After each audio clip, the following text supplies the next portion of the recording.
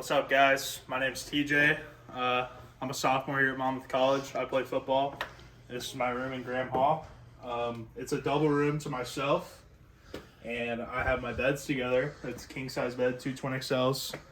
And right here, you get some storage. I usually keep all my food up here. I have clothes in this closet. I usually have some clothes down here. This is like a nice little space where you can do whatever with. I put my TV right here. So it's about a 40-inch TV, so you get an estimate. This is some space over here. I got a fridge, microwave, shoe rack. You know, it's a nice little space. And then in my favorite part of the room, I have my gaming setup. So I have that. I spend a lot of time there. And then this is my little homework space. I usually do online classes or anything there. Do my homework, get it all done. So, yeah, this is the room. Pretty nice size.